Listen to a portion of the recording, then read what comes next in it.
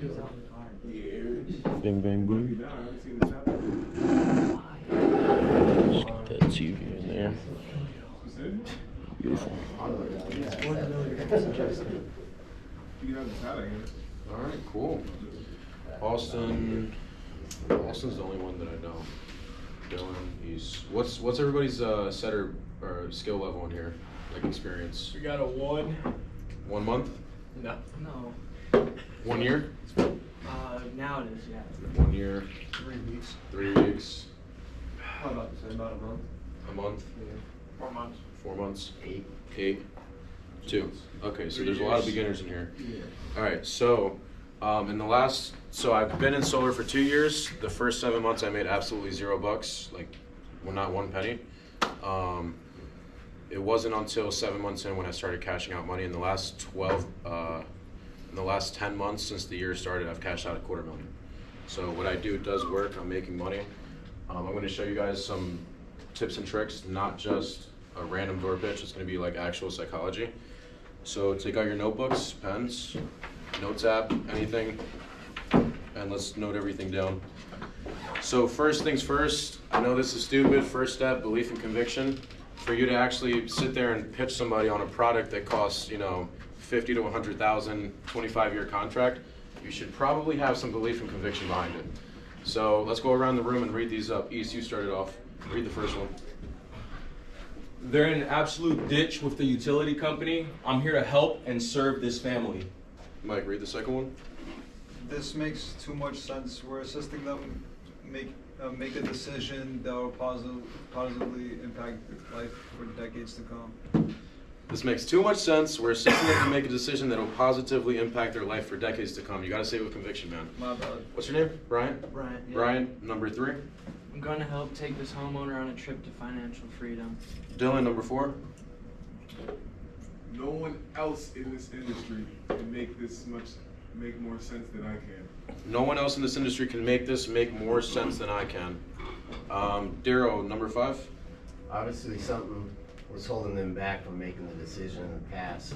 I'm different and will help them understand their current problem and help lead them and their family to a brighter future, literally.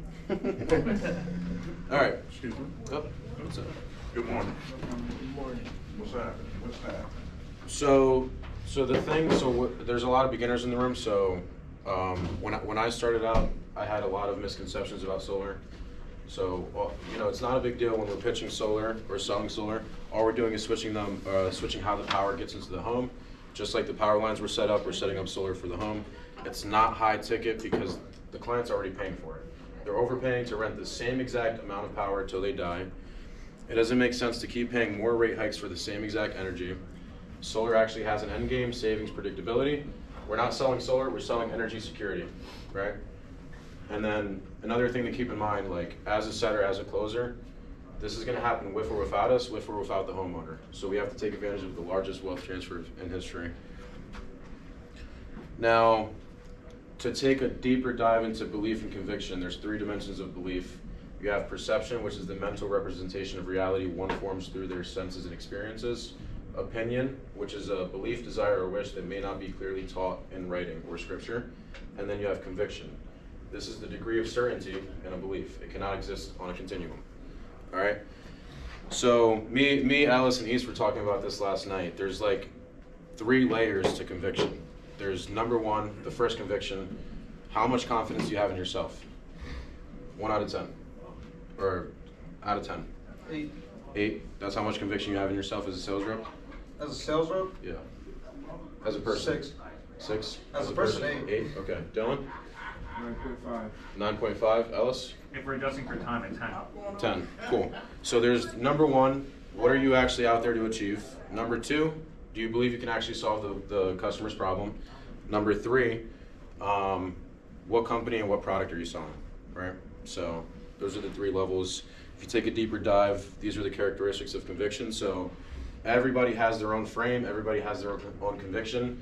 It just depends on what characteristic of conviction, what degree of conviction they have, right? So, for example, when you're knocking on a door, you'll have some people who are pre-framed to believe that solar is a scam and not to trust a single solar sales rep. So for those people, you would do what's called a D-frame, and then you reframe them. So you deframe them, you take them out of their current state of mind, their current thinking, and you reframe it to what makes more sense. You're shifting their perspective essentially. So you have stability, which is long-term stable beliefs, strength, firmly held and serious, action, which is the action equivalent of knowledge. So if somebody has enough conviction in the product and they're going to take action. Debate, you're going to have some customers that want to debate you about powerful truths that can be debated or defended. Development, convictions can develop from deriving value from a feeling of reality. So if a customer feels like it's a reality that their neighbor got scammed because they did, then what type of conviction are they going to have about the product? Negative one. Exactly. Acquisition, acquired through persevering intellectual effort and instruction from others. So this would also be a degree of conviction for acquiring solar. Prospecting the right way. So who can tell me how they hit the field? What's the game plan when you go out there? Go ahead, Dylan. Alright, so you first, So, bro, Sorry for being late. welcome. All good. Stuff help.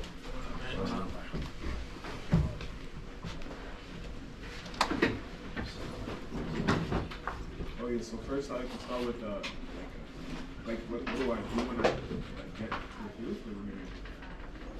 How do you get to the field? What prospecting the right way? How would you prospect the right way? Like how do I look for my type, Yeah. skill? Yeah. Choosing a neighborhood. How are you hitting the doors? Like, what's your momentum? Like, what's your rhythm? Your tempo? First, I feel like stopping at like a Wawa or something like that to get an energy drink, like, that's my ritual. I'll stop there first, and then I usually look for like areas that are, close to like low income areas, but like not in the That's why we're here. Yeah, not in the center of it, because I know it's been like heavily knocked a lot. And then I just go out and get after it, I guess. Wow, more people joining. What's up? Oh, there's questions. Morning. Cool.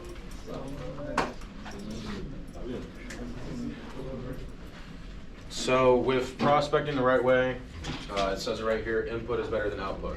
So a lot of people, raise your hand if you go out there and you get 2 or 3 sets and you call it a day. Be honest. Be honest. Who else does that? Sometimes. Be honest.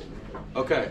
And oftentimes when you set those 2 or 3, was it as soon as you got to field within an hour or 2, or did it take 8, 10 hours to get it? Pretty fast. Pretty fast, right? Yeah. So what does that mean if you spend a full 8 hours on field? If you can pull three PRs in 2 hours, what happens if you stay out 4 times as long? More money, budget, more money, more opportunity. Theoretically, that would be 12 appointments, right? So, door knocking is about the input you put in, not the output, right? You can't control if people no-show. You can tie down the appointment. You can do everything in your power. But if they no-show, reschedule. That's kind of why we're here. Volume negates luck, right? We all know that term. Volume negates luck. The more volume you get, it's just impossible for you not to get lucky. When I get a cancel on a deal, I'm selling 20 plus a month, to where if I get 2 or 3 cancels, it's not hurting me or affecting my pay, right? So I'm always getting paid. Work ethic as a setter. When are you choosing to eat and take a break? Are you maximizing efficient door knocking hours? Who knows what efficient door knocking hours is? All 2 to day. 8. What? 2 to 8. 2 to 8? 11 to 8. 11 to 8 all day? Anybody else? I like Austin's answer better. Yeah. All day, 9 hours straight, non-stop. Food is going to slow you down. If you're drinking anything besides water and electrolytes, that's going to slow you down. And we're here to stack closers' calendars, right? So, Daryl, how do you stack a calendar? By getting several sets, is it? They have multiple appointments. Literally Yeah. stack their calendar. So if you see that your closer only has 1 appointment on there, and they're going to come out of house and now they have to knock doors instead of getting you more deals, what would you rather have? Closer in house all day, getting you as many deals as possible, or just send them 1 or 2 and then call it a day? Stack. Yeah, it's a no-brainer, right? Going the extra mile, putting down the notes necessary so the closer knows what they're walking into. One thing I like about Ellis's sets, he sends me a voice recording on every single set, the entire pitch. So when I'm walking into a close, I know exactly what the conversation was. And then why we're here today, to build up the skills. If you can combine numbers and skills, you get what's called luck. Luck is literally just preparation and opportunity. So when preparation meets opportunity, you get luck. It's the same thing as numbers and skills coming together. Another thing, some people, you know, I was like this in the beginning. I used to be a copycat. I would try and copy everybody's pitch. I would keep switching my pitch out, in and out, you know. I never had a process, right?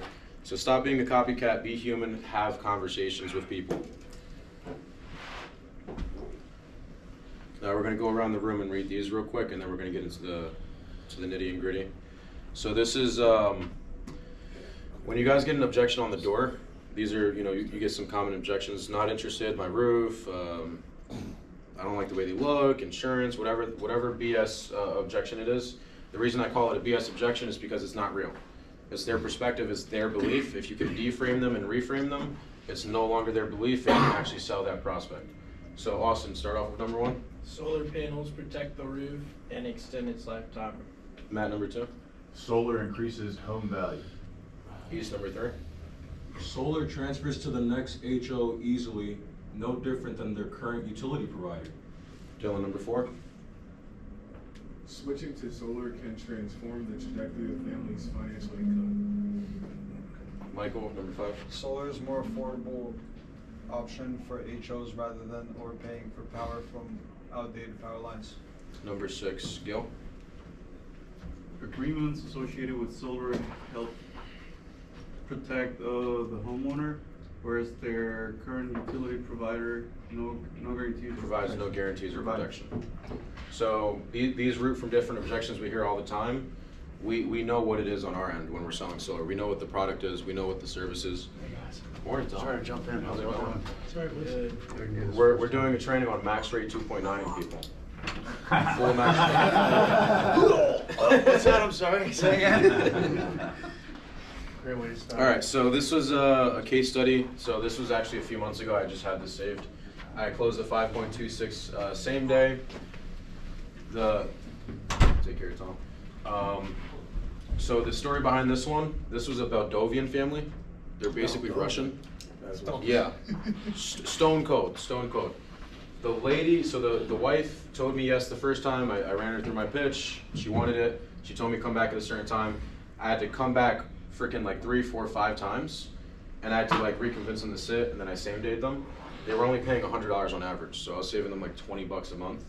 By the time I was walking out, she was thanking me and telling me I was giving her more than she expected. So it went from her waving me off 5 times to her hugging me and saying, I can't wait to get my panels. Unfortunately, she got installed by Brilliant Solar, and they fell through her roof. So, yeah. She should have told me no more. Knowledge is power, so give it to him. All right, so I'm sure you guys have seen this a million times. These terms get tossed around a lot. You have nonverbal communication. So did you guys know that 93% of your pitch is actually not your pitch? Are you guys familiar with that? Yep. Right, so 55% is coming from body language, 38% from tonality, and then 7% is what's actually being said. So the idea is be enthusiastic, but don't be creepy, right? Don't be too attached. Have conviction, but stay detached from the situation. And we're helping them. We have to keep the frame of like a doctor. We're helping them. They're not helping us, right? It's kind of hard sometimes to have that mindset if you have commission breath, if you need money right away. But you have to be in the frame of we're helping them, and we're not paying their bills. They pay their bills. They're the ones struggling, right? So we're coming and like offering a fucking oyster product. This is amazing. We're changing people's lives. So how do you decrease sales resistance? So I'm sure you guys have done some research on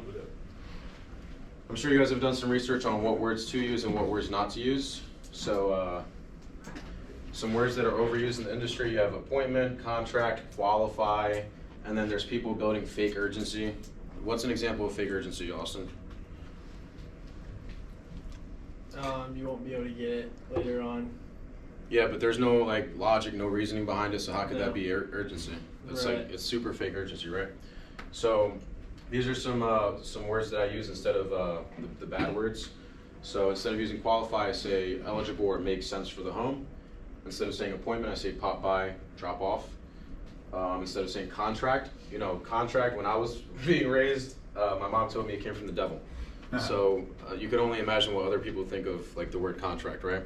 But the funny thing is when you update your iOS, you sign a 40-page contract with Apple and you don't even realize, right? So Instead of contract, I say forms, paperwork, applications, documents.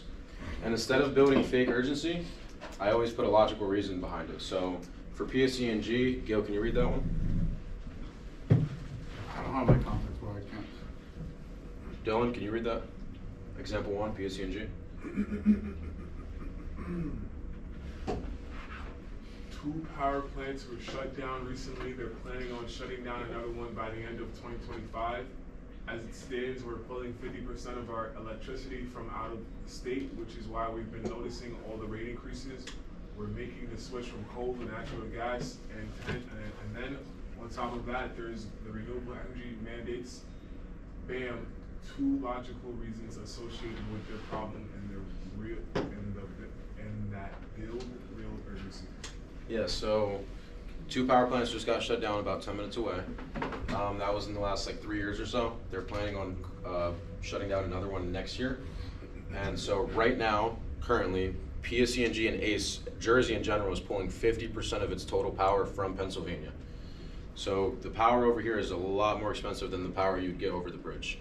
They're paying 19 cents over the bridge. People are paying 24, 27 cents over here.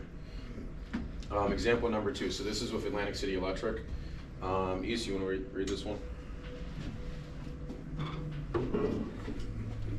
Everyday circuits are being restricted by the utility company, meaning less people can get solar every day. ACE is being sued by Congress. Electrical bills are the highest yet in most people's lives. Use this link to show someone this home. So you guys have this link in your phones already. You guys got to utilize this. If you guys aren't using this map, you're shooting yourself in the foot. This is real urgency. So depending on the township you knock in, let's say you're knocking near Clayton. Wait, that was a yellow before. Huh? Where? Next to Franklinville, right? That was a yellow before. So East just pointed this out. This used to be clear recently, and Glassboro was actually clear as well. Now it's red. And then this whole area has been black for like 7 years. This just turned orange. We already went over this, but orange, it's a capacity of 250 kilowatt hours, so about 10 systems can go up and they're gonna shut it down. Franklinville was just clear like a month ago, right? So when you're pulling out this map, you gotta tell them like, you know why they need to approve the application, right? Who can tell me why they need to approve the application? Based on this map? Mm-hmm. And because it's a restricted circuit, only a limited amount of people are allowed to get it before the map gets blacked out until the until the transmitters get upgraded. The transmitters? Transformers, my bad. Transformers. So that's the reason why they're blacking out the map? Yeah. Yep, that's correct. Yeah, so black means you can't get it, red means it's restricted, orange is also restricted. And then if you're in a clear zone, they still will downsize your system or deny your application. So you have to tell the homeowner that, look, if you zoom into Franklinville, this street right here, this neighborhood, it's clear, right? Clear as day? You can still get your application denied because of your transformer. So don't let the map fool you. You can pull this out on doors in the close. It'll increase urgency so much. Zach, I got a question. Yep. If there's a blackout zone, could they get solar if they got a battery? No. Still That's no. illegal in Jersey. You can't be detached from the grid.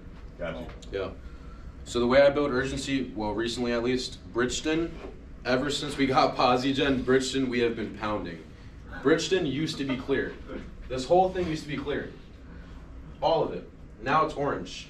So as we get more installs in Bridgeton as a company with Posi, less people will be able to get solar.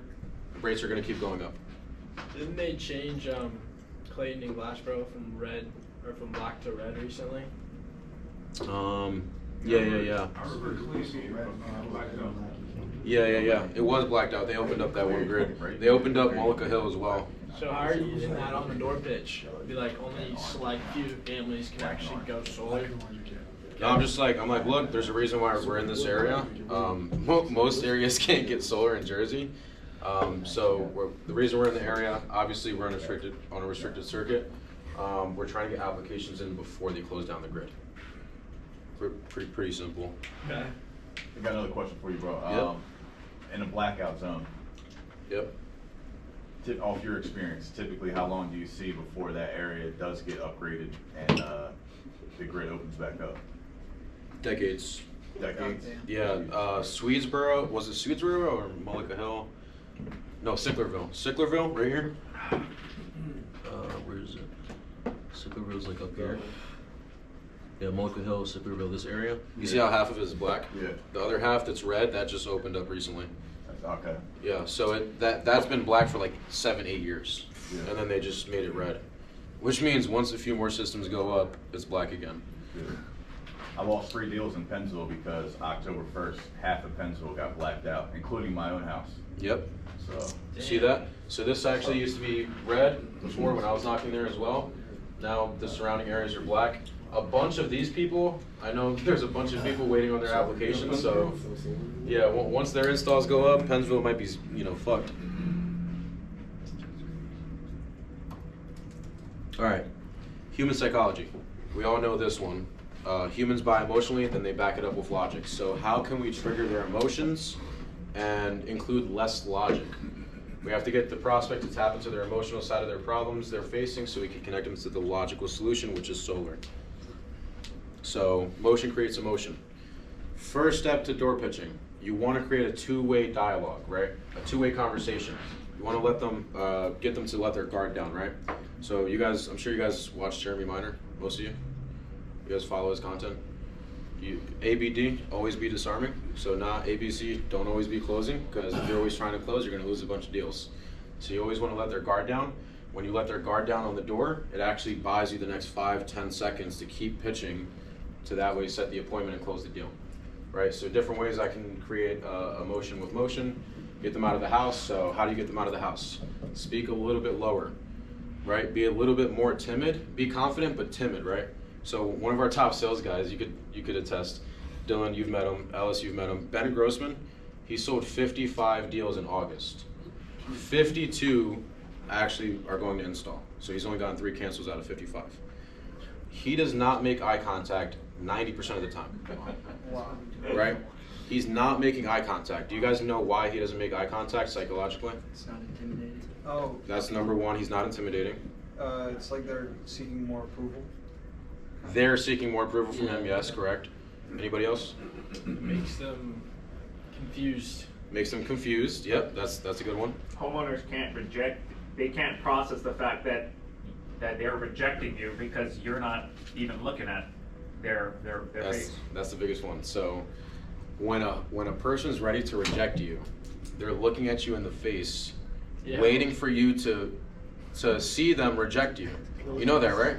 So if you're looking at the roof, if you're looking at the power lines, if you're looking at the meter, if you're looking at the bill, if you're looking at your phone, if you look at the ground, like literally I could be talking to you like this, Austin, just go grab the bill real quick. I'm just gonna check out the meter, okay? Bam. So I was looking at your feet the whole time. You can't reject me with your eyes. So that's gonna save 95% of your rejections from happening. Humans don't want to reject somebody who's looking away. If they're gonna reject you, they want you to feel the rejection. They want you to know you're being rejected. If you can't see their face, how do you know you're being rejected? So number one. What was that, buddy? So number one, they're gonna have a hard time rejecting you. Number two, because you're not looking at their face and you're not seeking approval as a sales rep, you're gonna be more confident and more smooth with your pitch. You're not gonna stutter because they look like they're gonna reject you. You're not gonna get caught off guard and stop talking. You're not gonna know you're being rejected. So one way is don't make too much eye contact. When you're making too much eye contact, it's too much pressure.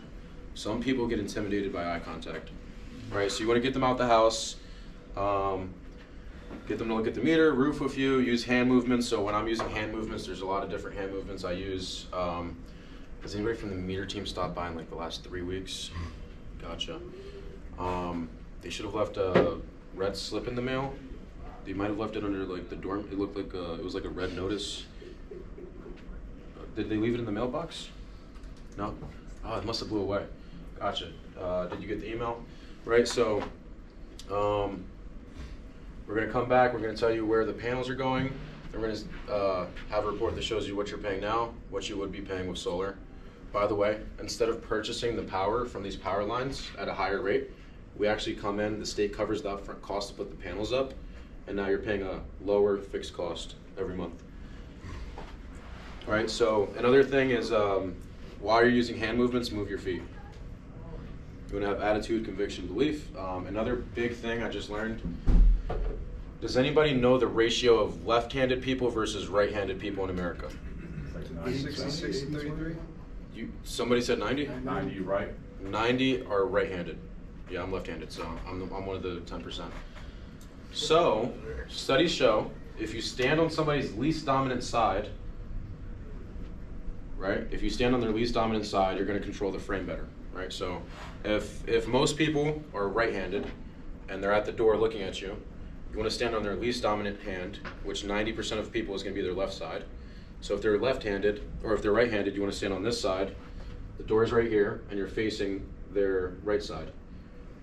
Right, so you're going to control the frame a lot better. It's a psychological, subconscious thing. People aren't even thinking about it. When I learned this, I realized Ben Grossman, the guy who sold 55 in a month, does it on every freaking door. He stands the same direction on every door. He moves his feet the same. He moves his hands the same, and he doesn't make eye contact.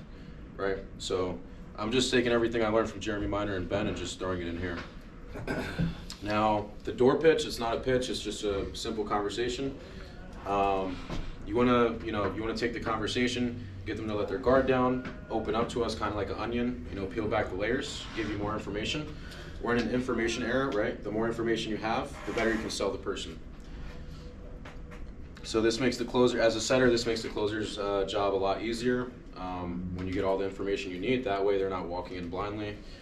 A slow, good tonality is a good way to start the two-way dialogue. Does anybody stutter naturally? What's up, Austin? I was gonna say, do you have your setters like preface the homeowner that there's gonna be a decision made?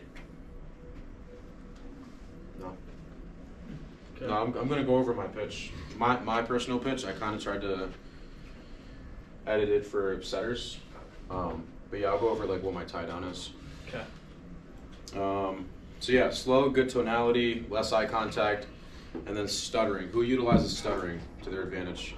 Who naturally stutters? You raised your hand? I say, That's not really a stutter. Does anybody in here naturally stutter? You naturally stutter. Use it to your advantage. So a good way to pattern, it's called a pattern interrupt. You guys know what that is? Yep. Yeah, a pattern interrupt. They're not used to people stuttering. They're not used to door-to-door salesmen stuttering. Why? Because we practice our pitch. So most people are coming to the door with their pitch already coming out their mouth. They're responding to the objections like there's like no time to respond. You want to take your time. You want to take, it's called a 3-second rule, right? So when Dylan stops talking, if he's a homeowner, you give it 3 seconds. If you give it 3 seconds, watch how much they open up even more. All right, They're gonna lean into you. They're gonna lean into you, right? And the way you can physically get them to lean in is you step back. So the subconscious way to get them to lean in is you step back. To show them you're concerned, you lean in, right? You bend over, lean in. So another thing when you're starting the two-way dialogue, I just had it in my brain.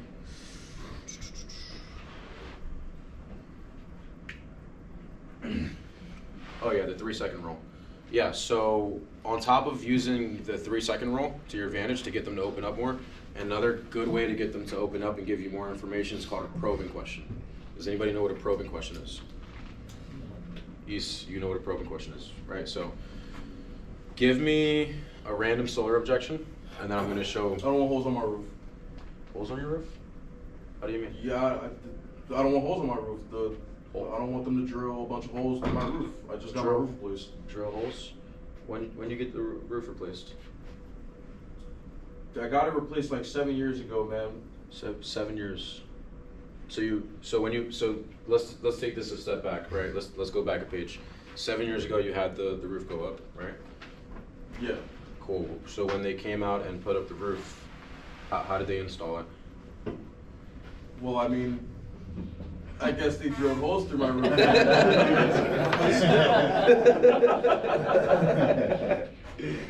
All right. So the first example I used was probing question, right? Repeating it to them. So repeat the last word with a curious, concerned tone. That'll get that psychologically, subconsciously, the homeowner's gonna think, oh, he misunderstood what I said, I need to explain myself. You always want the homeowner to explain themselves, not you explaining yourself to the homeowner. It's two completely different frames. If you're explaining shit to the homeowner the whole time, just throwing shit at the wall, first off, they don't believe you, telling is not selling. Second off, they're not going to pick up what you said. And third off, they're not going to have the level of conviction you have because they didn't say it out their mouth, right? Can we do another one? Good. I plan on selling my house like soon. Selling your house soon? Yeah. So it doesn't really make much sense, man, you know? How soon? Maybe like a next couple of months, maybe like a year or two from now. A year or two? How do you mean? You know, like we're building a house out in Seattle right now. Oh, a house in Seattle. Yeah. Nice. So you guys are leaving state. Yeah, man, fuck Jersey. Cool. All right. So as I probed, he gave a little bit more information. You're a tough cookie, bro. Usually when I do that to homeowners, they literally open up. It's a full-on dialogue. They're letting everything out. Another thing, when you are starting your pitch, you're starting a two-way dialogue, right? Slow, good tonality, hand movements, eye contact, everything on point. You're also going to establish authority, so that way they can understand the problem they're facing. So that's how you establish authority. You bring a problem, you bring darkness to light. You bring the problem to the surface, right? So because you're showing up and you're making them realize their problem, you're like a doctor, you're like a lawyer. A doctor will point out your blood work and tell you, hey, you need this, right? They pointed out the problem, they're gonna give you a solution, you're gonna buy from the doctor, right? So you wanna keep the same frame, mindset frame when you're door pitching. You're there to establish authority, build pain, set a sticky appointment so the closer can go in and just lock it down. So the setting funnel. Bam, the 10 steps setter commandments. All right, so step one, you want to break preoccupation. So the body language I'm using in this phase, I'm facing away from the door or I'm side facing the door, right? So I'm never square with the door. I'm standing on their left side like this or away, and I'm on my phone. And my feet, the way I have my feet, I'm like doing like weird shit with my feet. I don't look intimidating, right? Because I'm a big guy. So if I stand like super like soldier like on my phone, looks like I'm ready to attack them. So I'm like ballerina dancing on my toes, like, you know, oh, hey, right? My opening tonality is confused. I'm really confused. I'm really concerned. I like slow down a lot. One technique to work on your tonality is you want to adjust your face. Your face is the key to your tonality, right? So if you squint your eyes and you tilt your head, squint your eyes, tilt your head, and ask me a question. How you doing today, man? No. Ask me a real question. Squint your eyes, tilt your head. Has anybody stopped by from the meter team in the last 2 or 3 weeks? Has anybody stopped by from the meter team in the last like 3 weeks or so? Right? So you wanna pull that tonality out and you use it through your face, right? So if it's an authoritative tone, you're gonna use your face is gonna be authoritative, right? If it's a playful tone, you're gonna smile like how Austin's smiling right now. So keep in mind, we all know this. They could be eating popcorn, watching Netflix. They could be giving their dog a shower. They could be changing their kid's diaper. They could be working from home. They are already preoccupied. You want to break that, right? So I love Carlos's meter team open liner. It works. You know, that one liner works. I use it on every pitch, and that's how I get the pitch started. Step two, you want to spark curiosity and establish authority. So, gosh, someone should have been following up on a like red slip. Should have been in your mailbox or like under your doormat. Did you guys get that? Did you guys get that? No. In the mail, the red slip? No, From what Ace? are you for? Oh, maybe it blew away in the wind. So I do have to get going, but I'll fill you in real quick. Oh, So okay. I sparked your curiosity. So a big thing I like to point out with the red slip thing, when you say a red slip and you're doing this and you point at their doormat, whoever's been behind me on doors, you know that the homeowner looks directly at their doormat, and sometimes they go down and pick it up like this and look under it. I swear. How many times does it happen out of 10? The renter lady that we did, she walked out. Not renters, bro. I'm talking about homeowners. I'm talking about actual homeowners, not renters. It happens pretty often. They look under, they're like, where? I don't see a red slip anywhere. Right, so now you have them engaged. You spark curiosity. The reason I like the red slip line is because you're painting a picture for them, right? When you paint a picture, it's easier for them to follow along and engage. All right? So while I'm sparking curiosity, the very next thing I'm saying is, okay, I do have to get going. I'm helping out Barry Paprocky, but I'll fill you in real quick. Next step, problem awareness stage. So before you guys can start talking about, oh, we're here for solar and roofing, we're gonna come by with a report, blah, blah, blah, you have to have a problem that you're solving. So you're helping the customer find the problem before you help solve the problem. They're not gonna want your solution if they don't think they have a problem, right? How many times have we been on a door or been in a house where they have a problem, but they didn't realize their problem, so they said no? Quite a few times, right? Do you guys think it's fair to just let those people pay the utility company forever? No. Are we doing them a service? Yes. No, right? So you want to help them become aware of the problem, right? Gotcha. So yeah, that red slip back in June, rates went up 5.8%. Usually I throw in a chuckle here. Ben does the same thing. So control your tonality, right? So start smiling, find a reason to laugh, and just chuckle and go, yeah, they just announced the next rate increase for next month, November. It's going up 7.8%. Right? So then after you help them find the problem, right? Usually when I say that line, the next step in agitate problem, right? Building extreme pain, everything is going up. My eggs are going up, my gasoline's going up, diapers for my kid, tuition, taxes, everything, right? So they're always gonna agree, everything's going up. Nobody's stupid, right? I use, yeah, and that's exactly why we're here. Have you noticed those on your bill or not yet? All right, so I ask them, have you noticed the increases on your bill or not yet? Why do I ask not yet? Because it's going up. Because it's gonna happen. Why else? Subconsciously, what are they thinking? It's setting them up to say yes.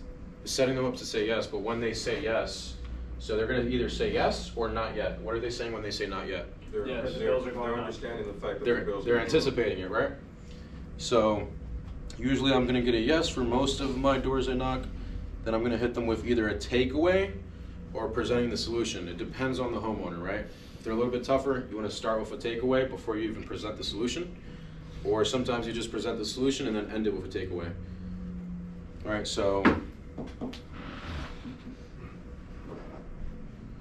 takeaway, present solution, commitment stage, value exchange, tie down appointment. So I'll just walk you guys through these real quick. You're gonna present the solution, which is sitting with us to look at the numbers. You're gonna get the commitment stage. So that commitment stage is setting a date and time. Then you're gonna get a value exchange, get the info, right? Here in Jersey, it's not required to get a bill for a sticky appointment. It's just not. Most of my installs, I did not get a bill when I first knocked their door. Why So are did- these people like afraid to give you their bill? in Jersey? Yeah. I'll go It's like a over lot of that in a scam. bit. There's a lot of scammers out here, bro. There's a lot of It's just like, scammers. yeah, it's Third-party just like- providers, You don't want me to pay it, bro? No. So there's third-party providers. All they need is a bill, a phone number, and email. They They do can switch- sign they a switch- contract. They switch electricity over. I got a good It's just- story. Oh yeah, and I then got a you good get story, scammed after 3 months. The and Yeah. like NGL, like the energy people that just switch people's bills over. They don't do solar. Oh. Like, Yeah. so there's a lot of people coming out here like. And they're- coming out there just knocking doors and trying to switch bills over. Yeah, they're throwing us in the same bucket. Here's another thing that happened last month in Penns Grove. There was two guys going around Penns Grove that one guy would knock on the door saying that he's with Atlantic City Electric, I need to see your bill, and someone was going in the back door and robbing houses. Ellis. Yeah. Ellis. Yeah, this was. Steve just closed September. Yeah. Ellis, good shit, man. Oh, jeez. Telling him, Steve just closed it. That's money. Eyeballs in the chat, everyone. Perfect set. Let's go, baby. Remember that lady from Told you it was Hotel super was telling us sticky. about that? Told you it was super cinnamon sticky buns. All right, so I'm just gonna give you guys the skeletons of the pitch, and then on the slideshow I actually have the full pitch written down. So this is from step 1 to step 10. Break preoccupation, spark curiosity, and establish authority. Problem awareness stage, agitate the problem, which is building extreme pain. Takeaway / pullback, present solution. Commitment stage, value exchange, which is getting their phone number, email, address, full name, bill, all of that. Sometimes we get date of birth on the door as well. Tie down the appointment and then close. So for a setter, a close would be setting the appointment and then build your status when you walk away. The way I build my status when I'm walking away is, yeah, hopefully we can help you out. You're not gonna like stab me if like we can't make this work, right? Right? I'm not saying, oh, thank you for your time. It was amazing meeting you. I can't wait to see you again. Have some more jokes for me. Have some more war stories. Can't wait to see your dog. Like, that shit does not work. All right, so step one, break preoccupation. I went over this, stand on their left side facing their right. 91% of Americans are right-handed, so stand on their least dominant side. Look at your phone, the roof, power lines. Don't stare at them in the eyes, it's too much pressure. One-liners, has anyone from the meter team stop by? Or we're the ones following up on the net metering project. Spark curiosity and establish authority, right? So someone should have stopped by with the red slip. They're gonna say, I haven't got anything. Oh, I can't stay long, I have an appointment I need to be getting to, but let's talk about the rate increases, right? That's where it says ... That's where I incorporate, yeah, the rates just went up in June, 5.8%. They're going up again next month, 7.8%. Have you noticed that on the bill or not yet? Now, step 3, make them aware of the problem they're facing. So, what are you donating on average to Atlantic City Electric? Did you guys like sign that petition that said they can raise the rates? What's like a low month for you? What's like a low month for you? Like 500. 500 is like a low month? Yeah. Yeah, and what's like a high month for you guys then? Like 900. 900, wow. So one thing I do when people are telling me a high bill, I'm not sitting there going, oh my God, those are heart attack bills, because what if it's not a heart attack bill? What if they're just paying it like it's candy, right? If it's peanuts. So what I'm doing is I'm, instead of trying to show them like, oh, that's a high bill, I'm like, I'm pulling back, right? I'm like, oh, most of the year is pretty low, right? Like, what has it gotten up to recently? I'm not saying, oh, that's a high bill, like most of your neighbors, right? I'm saying most of the year is pretty low. What have they gotten up to recently? Gotcha. So if you're paying 500 in a low month, 900, that's like 750 on average, give or take, right? That's exactly what Barry Paprocky was paying down the street. You know Barry Paprocky with the red pickup truck? For some reason, 1000% of the time, they always know who Barry Paprocky is for some reason. You say Barry Paprocky with the red pickup truck down the street, and then you just give him a dog, make up a random guy, they know who he is for some reason. Always in Jersey. Barry Paprocky, just use it. It works. I swear. I've knocked with numerous people, it never not works. Once you say red pickup, you say their name, they don't know who he is. You say red pickup truck, I guarantee you every street you're knocking has a red pickup truck. Just use that. The guy with the red pickup truck. If they don't say that, they'll be like, yeah, but I don't talk to any of my neighbors. Yeah. They're either going to say they know him, or they're going to tell you the truth, which is they don't know their neighbors.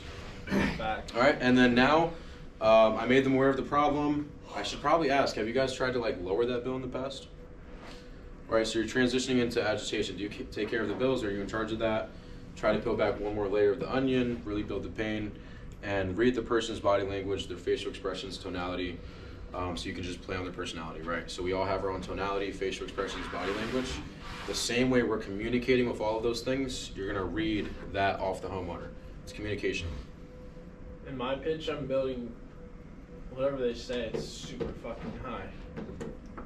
I just try to paint them a picture. Yeah, but what if it's not? What if it's $100? Then I said, how long have you guys been in the house? 7 years. Do you remember how much it was 7 years ago? It was about the same. Oh, it was about the same. Do you have those bills? No, it's 7 years ago. No. Okay. And then, well, first I'll show them the email. My pay just went up 20%. Oh, they're always going up. Yeah, just like everything, right? Yeah, everything's going up. We kind of got to get used to it. So what have you guys done anything to lower your guys' bills? No, we don't have a choice. We just have to, pay. Yeah, it's not a very fun bill to get. So what we do to combat that, rate protection program, save renting from them. We lower your bill. You want your bill higher or lower? All right, now let's turn it around. What are you paying on average? Tell me a low bill. Yeah, it's like 120. Oh, sorry. I'm supposed to pre-frame it. Before you ask them for their bill amount, you want to say, I know most of the year it's pretty low. However, what has it gotten up to recently? Because now you're devaluing how much they're paying. You're basically telling them your bill ain't shit. Like, what has it gotten up to? Recently. Like, you're detached from the whole situation. If you're like in their face like, wow, that's a high bill. What if they disagree with you? How often does that happen? Because that's happened to me quite often. I tell them, oh, that's a lot, and they're like, no, it's really not that bad. Now I just shot myself in the foot, right? If you tell them most of the year is pretty low, what has it gotten up to? Now they're going to defend how high their bill is. They're going to defend it. Oh, 200 is too much. It used to be 120. They just hit it. They just hit the rate increase. Now they're explaining how high their bill is, right? instead of you telling them, oh, that's a high bill, because they don't like being told what's high, what's not, what to do, all of that. They don't like being told, right? Telling is selling, or telling is not selling. If you tend to tell somebody something, they don't believe it. If they say it themselves, they actually believe it, right? It's the laws of conviction. Peeling back the layer, why did you even choose them in the first place? Like, if we go back 7 years ago when you guys moved in, what did PSC&G do to convince you to use their power lines? They're the only choice we had. They were the only choice? Yeah. Are you opposed to homeowners having a choice? So first, before I even say that, I'm saying, are you willing to settle for that, or do you think that's fair? Because now they're actually thinking, wait, is that fair? Do I deserve that? Do I want to settle for that? Right? Yeah. Then It's whatever.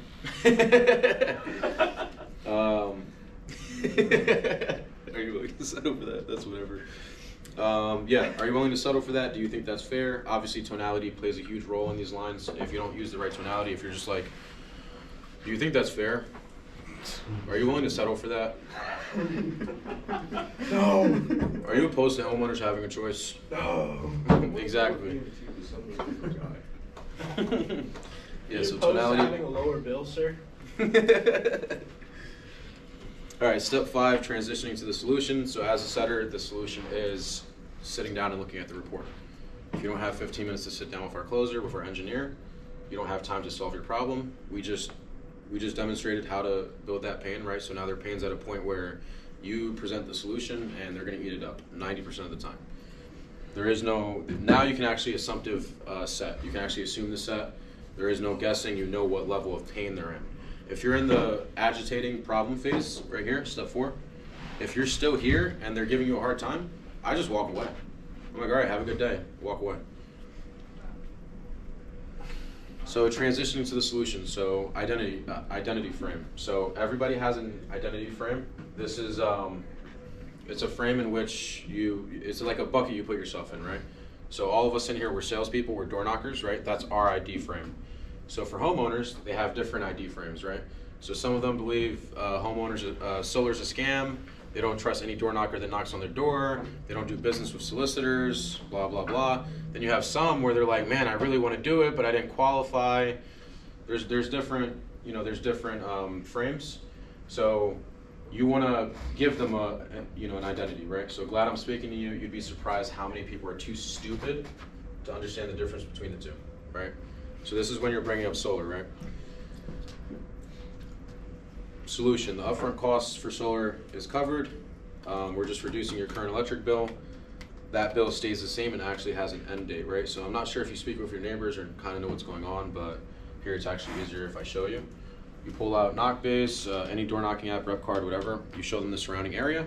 Or in Jersey, there's a bunch of solar, so you can just step side to side with the homeowner, point at their neighbor's house and be like, yeah, a bunch of your neighbors are getting it, right? If your neighbors are getting it, you think it works, or it doesn't work. No, they're all stupid. Right. So, so now this is another pre-frame. So this is a pre-frame.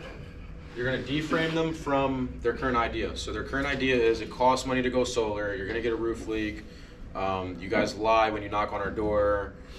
I'm not going to get the production. I'm going to get double billed, whatever it is, right? So we're going to deframe it and pre-frame it at the same time. So how it works, when it works, is instead of being stuck in this never-ending agreement where you guys are kind of like getting charged twice every month for the same power. You're getting charged once for the actual power and twice to have it delivered. We actually have a program where you just pay for the power. So instead of taking out a huge loan or paying 60 grand like your neighbor did across the street for the solar system, we're actually able to offer you the electricity the panels produce.